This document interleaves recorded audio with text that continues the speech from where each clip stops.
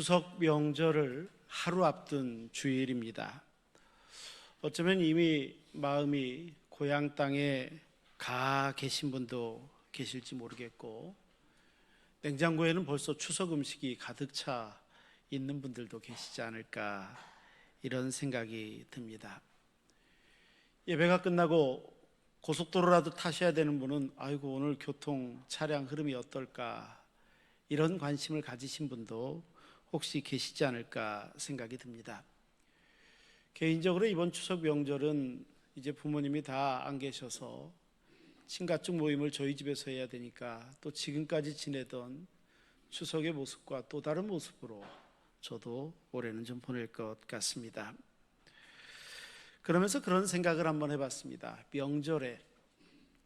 이 명절을 그리스도인들은 어떻게 지내는 게 맞을까? 그리스도인들은 이 명절에 무엇을 기억하는 게 맞고 무엇을 감사하는 게 맞을까? 이런 시선으로 하나님의 말씀을 보다 보니까 오늘 본문이 떠오릅니다. 그리고 이스라엘 백성들이 지켰던 한 절기가 있는데 그 절기가 바로 초막절이라는 절기입니다. 오늘 성경은 이 초막절 규례에 관련된 내용입니다. 39절은 이렇게 시작하고 있습니다. 너희가 토지 소산 거두기를 마치거든 7째 달 15째 날부터 이래 동안 여호와의 절기를 지키되 첫날에도 안식하고 8째 날에도 안식할 것이요, 이렇게 기록되어져 있습니다.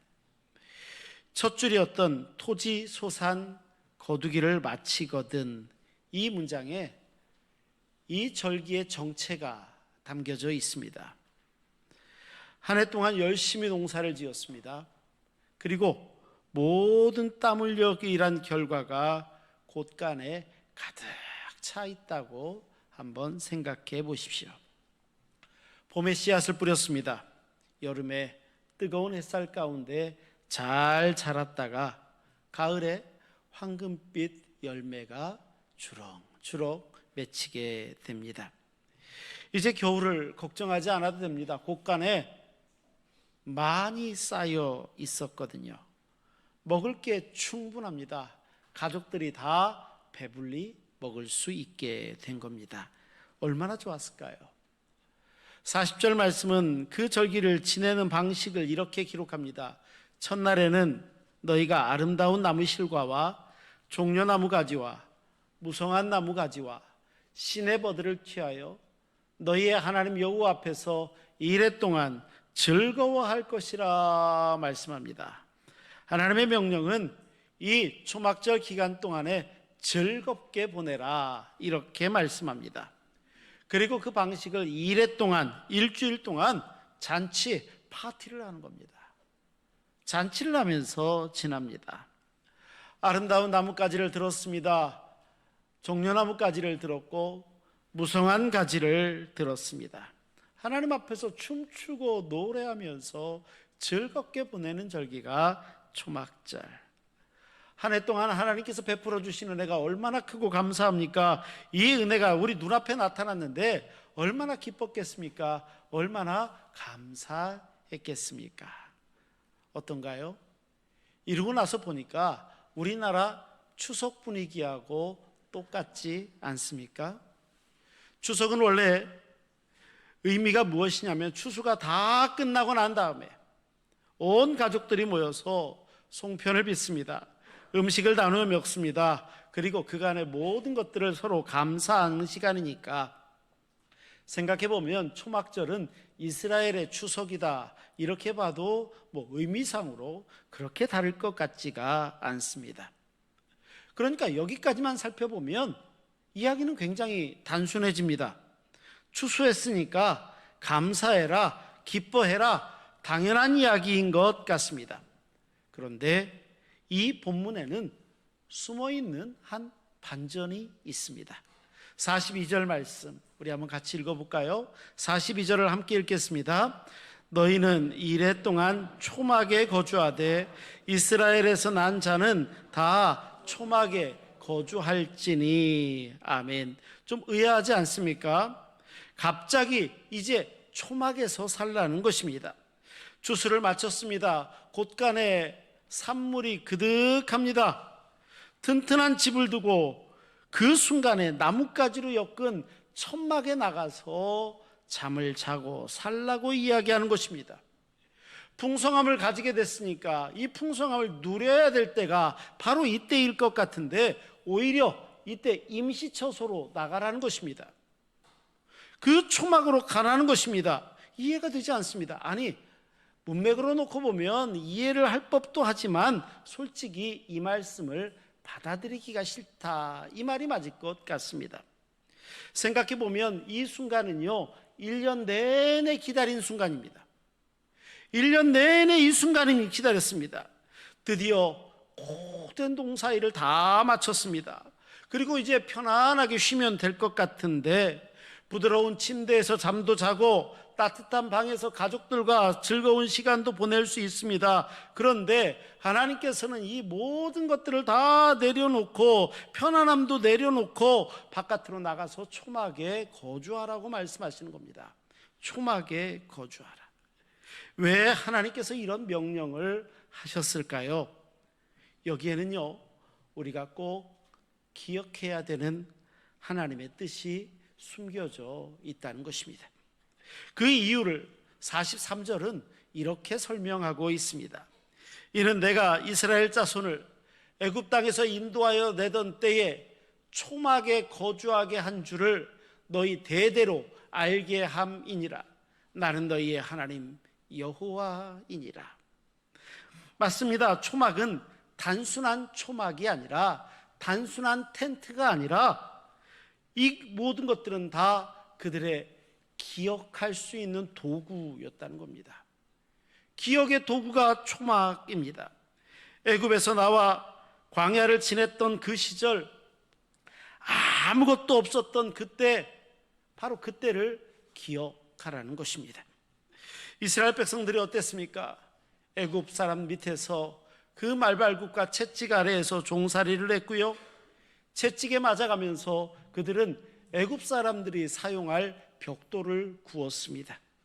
얼마나 고된 세월이겠습니까?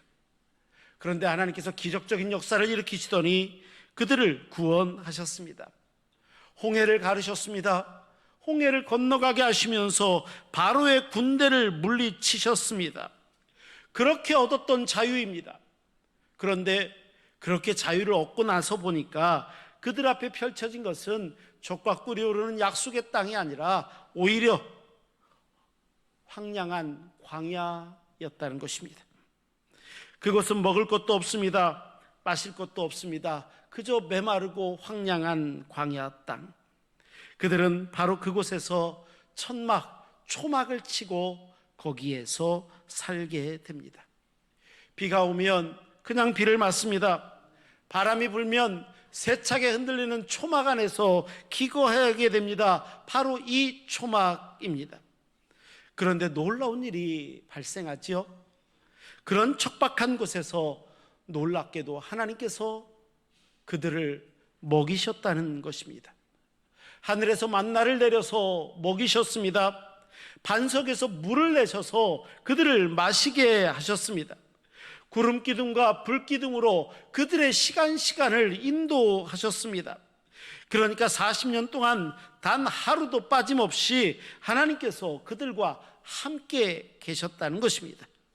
맞습니다. 그들에게 있어서 초막은 연약함의 상징이지만 동시에요, 이 초막은 하나님께서 그들과 함께 하신다는, 얼마나 하나님이 신실하신지 그 신실하심의 상징이 이 초막이었습니다. 아무것도 없었습니다. 그런데 바로 그곳에서 하나님이 모든 것이 되어 주셨습니다. 바로 그 하나님, 그 시절, 그 하나님과 함께 했던 시절, 그 시절을 기억하라는 것입니다. 그런데 문제는 시간이 흐른다는 것입니다. 그들에게 풍요가 가져온 건망증이 생기게 됩니다. 이제 그들이 기거하는 것은 가나안 땅입니다. 초막에 거하는 것이 아니라 튼튼한 벽돌로 지은 집에 이제 그들이 살고 있습니다. 매일 아침마다 하늘을 쳐다보며 만나가 내릴 것을 기다릴 필요가 없습니다. 그곳의 곳간에는 양식이 가득했기 때문입니다. 그들 옆에는 포도원이 있었습니다. 감람나무가 잘 자라고 있습니다. 그러니까 이제부터는 그렇게 하나님 앞에 간절히 매어 달리지 않아도 될 것 같습니다. 아마 마음속으로는 그런 생각을 했을지도 모릅니다. 이제 우리 힘으로 살아도 될 것 같은데. 그런데 이 모든 것들은 모세가 굉장히 염려했던 것이기도 합니다. 모세가 이스라엘 백성들이 가나안 땅에 들어가기 전에 이 요단강만 건너가면 여리고성이 있고 가나안 땅에 들어가게 되는데, 그 요단강을 건너기 전에 그들에게 굉장한 염려와 우려하며 경고했던 말씀이 신명기고, 신명기 8장 12절 이하에는 모세의 염려를 이렇게 기록하고 있습니다. 네가 먹어서 배부르고 아름다운 집을 짓고 거주하게 되며 또 내 소와 양이 번성하며 내 은금이 증식되며 내 소유가 다 풍부하게 될 때에 내 마음이 교만하여 내 하나님 여호와를 잊어버릴까 염려하노라. 이게 모세의 염려였는데요, 배가 부르니까 하나님을 잊어버립니다. 집이 아름다우니까 광야의 시대를 잊어버립니다. 소유가 풍부해지니까 연약했던 시절이 떠오르지가 않습니다. 이것이 하나님의 염려였다는 것입니다. 그래서 초막절을 지키라 명령하십니다. 1년에 한 번 일주일 초막에 나가서 살아가면서 튼튼한 집을 떠나 초막에 거주하면서 풍요로웠던 지금, 그 메마르고 힘들었던 과거, 이것을 잊지 말라고 말씀하시는 것입니다. 그런데 이 말씀을 가만히 듣다 보면 왠지 남 얘기 같지 않고 조금은 불편한 마음으로 이 말씀을 듣게 됩니다. 왜요? 우리도 잊어버리면서 종종 은혜와 감사를 잊고 살 때가 있기 때문이죠. 고대 이스라엘의 문제만이 아니라 오늘 이 시절에도 이 잊어버림에 대해서 자꾸 염려가 생기기 때문입니다. 몇 해 전 대통령 직속 국민통합위원회가 발표한 조사가 있습니다. 우리 국민 중에 4명 중에 1명은요, 우리 사회에 갈등이 있을 때 이 갈등의 가장 큰 원인을 빈부의 격차다, 이걸로 짚었다는 것입니다. 그런데 놀랍고 주의할 만한 것은 이 비율이 점점 높아져 간다는 것입니다. 2019년도만 해도 그것이다 라고 답했던 인구가 18%였다면 2021년도에는 27%, 이제 점점 높아져 간다는 것입니다. 이 통계가 무엇을 말합니까? 우리 사회는 더 풍요로워졌지만, 아니 어쩌면 더 풍요로워졌기 때문에 사람들 사이에 마음의 거리가 점점 늘어난다는 것이고 멀어진다는 것입니다. 가지고 있는 사람들은 내가 가지고 있는 것들이 내가 어디로부터 왔는지를 잊어버리고, 가지지 못한 사람은 점점 희망을 잃어가고 있는 모습, 바로 그런 모습 말입니다. 잊혀져 간다, 잊어버리고 만다라는 측면에서 생각해 보면 우리는 이 모든 것들을 결코 남의 얘기라 이렇게 얘기할 수만은 없다는 것을 기억하십니까? 우리의 삶도 생각해 보면 크게 다르지 않습니다. 지금 이 자리에 앉아 예배하는 우리 모두는 어떻습니까? 우리 모두도 어떤 모습이든지 어떤 형태로든지 부모님들의 헌신이 있었기 때문에 오늘 우리의 자리가 있습니다. 한겨울의 새벽에 어둠을 뚫고 일터로 나가셨던 부모님의 땀이 있고 헌신이 있고 사랑하심이 있었기 때문에 우리가 바르게 자랐고 바른 신앙을 갖지 않았습니까? 우리의 신앙은 어떻습니까? 바른 신앙 공동체는요, 끊임없는 교회 공동체 안에서 기도와 사랑이 있었음을 우리는 깨닫게 됩니다. 병상에 누워 신음할 때 밤을 새워 중보해 주시던 권사님이 계십니다. 사업이 어려워서 막막하고 어떻게 해야 될까 고민할 때 내일처럼 도와주고 걱정해 주던 집사님이 계십니다. 가정의 위기 앞에서 언제 무너질지 모르겠는데 진심 어린 위로로 함께 해주시던 장로님들도 계십니다. 좋은 신앙 공동체는 이렇게 믿음 안에서 서로 사랑하고 위로하고, 그런데 어느덧 우리의 형편이 좀 나아지니까 그 귀한 헌신도 사랑도 섬김도 어느덧 당연하지 이것처럼 느껴지지는 않느냐는 거죠. 무엇보다도 우리는 너무 큰 은혜를 받은 게 있는데 우리에게 임한 하나님의 은혜가 있었다는 사실입니다. 하나님의 은혜는 우리로 하여금 수많은 위기를 넘어서게 했습니다. 가난했을 때도, 아팠을 때도, 좌절했을 때도 우리는 하나님 앞에 엎드려 기도하지 않습니까? 하나님 살려주십시오, 도와주십시오, 불쌍히 여겨주시죠. 하나님.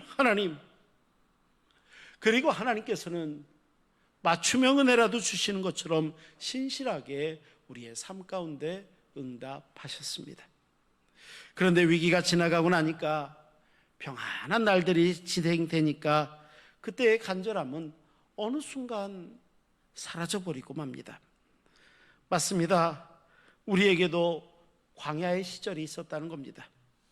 맞습니다. 우리에게도 초막에 거주했던 때가 있었다는 것입니다. 그런데 어느덧 광야를 잊고 살아갈 때는 없습니까? 그렇다면 우리는 어떻게 해야 되겠습니까? 하나님의 명령은 분명합니다. 초막에 거주하라는 것입니다. 풍요로운 지금, 연약했던 바로 그때를 기억하라, 성경은 분명히 말씀합니다. 물론 우리가 실제로 나뭇가지로 천막을 만들고 일주일을 그 안에서 살 필요는 없을 것 같습니다. 지금도 경건한 유대인들은 자기 집 앞마당에, 베란다에, 아니면 옥상에라도 초막을 짓고 일주일씩 초막절을 지키는 사람들도 있다는 사진을 본 적이 있습니다. 하지만 이것은 그들의 방식이기도 합니다. 원래 우리는 이 말씀을 왜 하셨는지 이 목적과 의미를 우리가 기억해 볼 필요가 있습니다. 초막에 거주한다는 것은 내가 감사의 자리로 돌아간다라는 의미가 있기 때문입니다. 이스라엘 백성들이 초막에 거주하면서 가장 먼저 깨달았던 것은 우리가 지금 살아가고 있는 이 집이 얼마나 튼튼하고 큰 축복이었는가라는 것일 겁니다. 초막에서 일주일을 지나고 집으로 들어오게 됐을 때 아마 모든 것들이 다 새롭지 않았을까요? 아, 지붕이 있는 게 이렇게 좋은 것이었구나. 벽이 있다는 것이 이렇게 좋고 바람이 와도 흔들리지가 않는구나. 이 지붕이 있으므로 비가 와도 빗물에 우리가 젖지 않는구나. 너무나도 당연하다고 생각하는 이 모든 것들이 감사인 것을 절실히 느끼지 않았을까요? 오늘 우리도 이 추석에 감사의 이유를 찾아보면 어떻겠습니까? 이 세상에 당연한 것은요, 하나도 없기 때문입니다. 아마 내일 추석 당일이 되면 오곡백과로 만든 맛있는 음식들이 상 위에 올라오게 될 것입니다. 그런데 이게 거저됐습니까? 아닙니다. 이 작물이 자라기까지 1년 내내 노심초사하며 농사를 지었던 농부들의 땀과 수고가 있습니다. 이게 그냥 우리 앞에 올라옵니까? 쿠팡이 되었든 택배가 되었든 누군가는 이것을 나르기 위해서 굉장히 수고한 분이 분명히 계실 겁니다. 그러면 그가 갑자기 음식으로 바뀌어서 우리 상 위에 올라옵니까? 아닙니다. 이 음식을 맛있게 요리해서 가족들을 먹이기 위해서 수고한 아내와 엄마의 수고로움이 있었습니다. 그러지 않고서는 어떻게 우리 상 위에 맛있는 음식이 올라올 수 있겠습니까? 그냥 된 것은 없습니다. 가족 구성원이 한자리에 모였다는 것은 어떻습니까? 이것도 마찬가지입니다. 자기의 주장이 있고 자기가 처한 형편이 분명히 있었을 것입니다. 하지만 이 모든 것들을 뒤로 했다는 것입니다. 그리고 모이는 그 자리에 가치를 두었다는 것이고 그 자리에 모였다니 얼마나 감사할 일입니까? 어떤 가정은요, 갈등을 해결하지 못해서 만나지 못한다라는 이야기를 들으면 신앙인의 가정인데도 참 마음이 아팠습니다. 여러 가지 이유로 멀리 떨어져 있는 사람들이 있을 수도 있습니다. 지방에 있을 수도 있고 해외에 있을 수도 있고 군대에 갔을 수도 있습니다. 그래서 모이지 못할 수 있습니다. 지리적인 여건 때문에, 특별한 이유 때문에 만나지 못할 수도 있습니다. 하지만 이 모든 것들을 극복하고 가족들이 한 자리에 모였다고 생각해 보십시오. 얼마나 감사합니까? 얼마나 귀한 일입니까? 세상에 당연한 것 없습니다.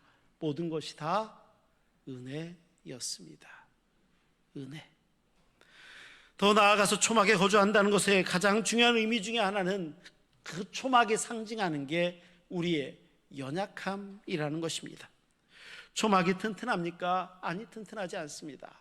오늘은 제가 그 사진을 소개하지 않지만 지금도 이스라엘 예루살렘에서 초막절을 지내는 경건한 유대인들의 사진을 보니까 지금은 그래도 좀 낫더라고요. 쇠막대기 갖다 이렇게 좀 하고 천은하고 초막 비스듬하게 이렇게 풀들을 좀 세워놓고 이렇게 해서 지내긴 합디다마는 광야 시절에는 그랬을 리 만무하지 않습니까? 튼튼하지가 않습니다. 나뭇가지로 엮은 초막이니 바람 불면 얼마나 흔들흔들했겠습니까? 비가 오기라도 하면 다 젖어버리지 않았겠습니까? 그래서 이 초막의 본질은요, 연약함이고요, 초막의 본질은요, 불안정함이고요, 초막의 본질은 누군가에게 늘 의존하는 의존성입니다.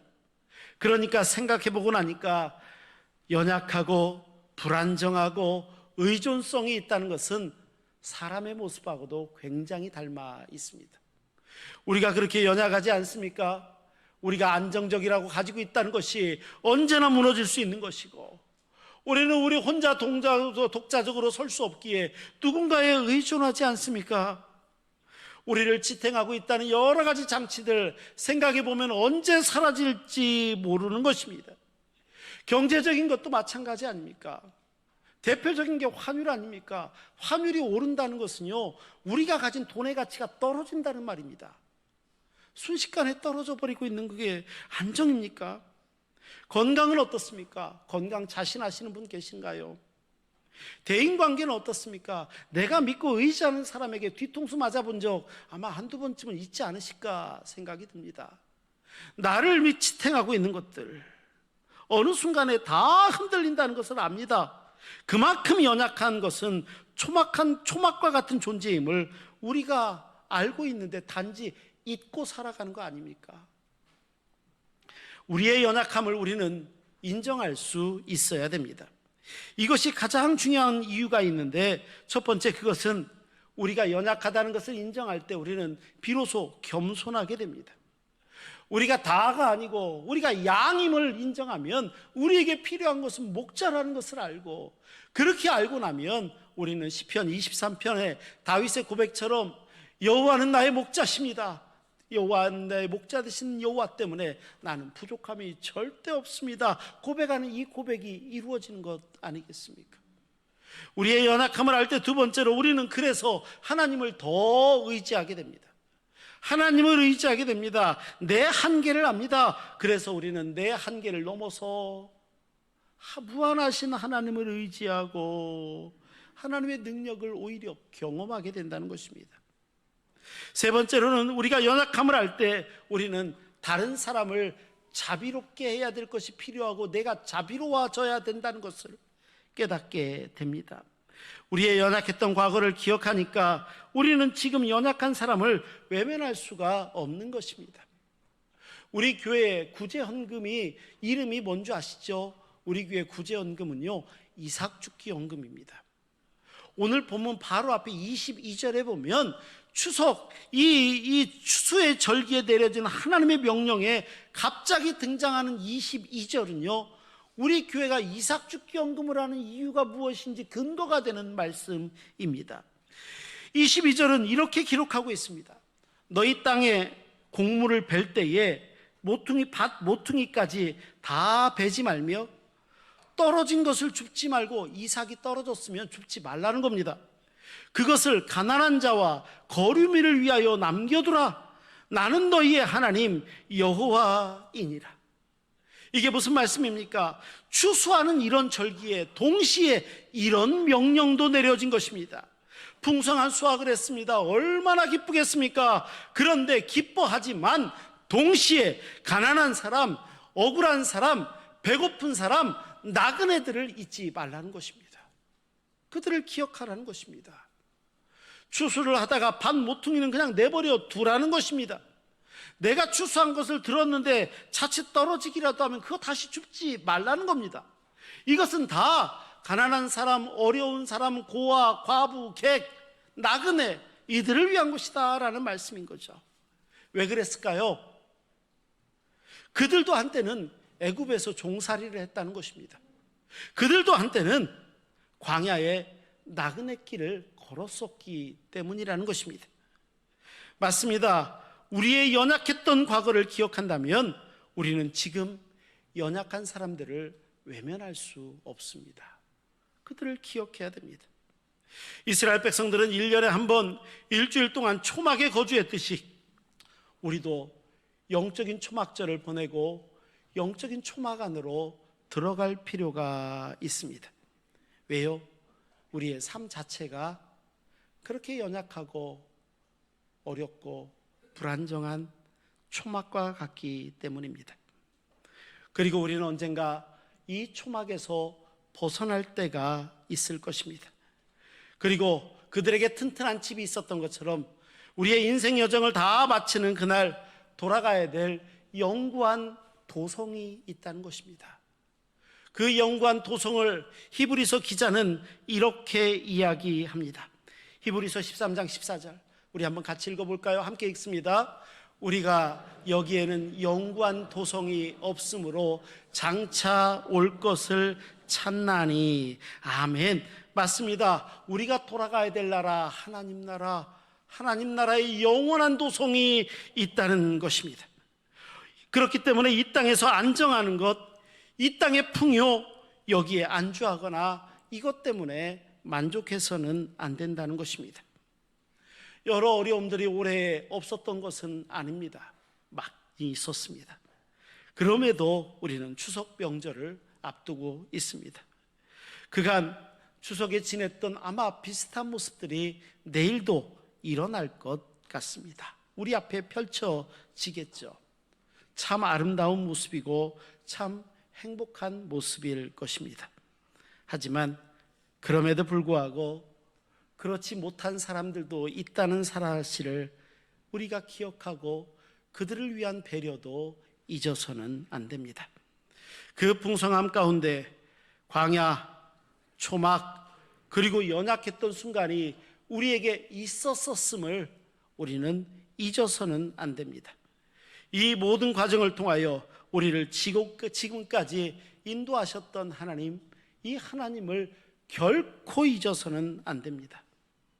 진정한 감사는 풍요로웠던 그 자체에 있는 게 아니라 이 풍요로움을 누가 주셨는지 그 하나님을 기억하는 데 있습니다.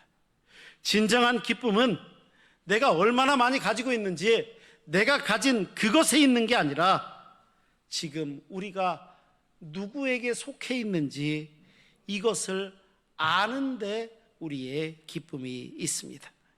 이번 추석 명절을 감사로 보내고 그 순간에 우리의 연약함을 기억하고 겸손히 하나님을 의지하며 받은 은혜를 나뿐만이 아니라 다른 사람에게도 나누어 줄 수 있는 그런 살아있는 믿음의 소유자, 그렇게 하나님을 온전히 바라며 하늘의 소망을 두고 영구한 도성을 향하여 믿음으로 한 걸음 한 걸음 걸어가는 하나님의 자녀들, 오늘 예배하는 우리 신흥의 성도들 한 분 한 분 다 되시기를 주의 이름으로 축원합니다. 기도하시겠습니다. 거룩하시고 자비로우신 아버지 하나님, 추석 명절을 앞두고 이스라엘 백성들이 초막에 들어가 있었음을, 그들이 광야의 나그네 길을 걸었음을 기억하며 명령하셨던 것처럼 오늘 우리에게도 진정한 기쁨과 감사의 이유와 또 우리가 속한 곳이 어디임을 기억하며 믿음 안에 지내는 우리 모든 신흥의 성도들, 자녀들, 가족들 다 되게 하여 주옵소서. 그래야지 우리 신흥의 성도들이 걸어가는 걸음걸음을 통하여 하나님 나라의 귀한 역사를 이어가게 하시고 이 땅 가운데도 천국을 증거하는 복된 믿음만 있게 하여 주옵소서. 우리 구주 예수 그리스도의 이름으로 감사하며 기도하옵나이다. 아멘.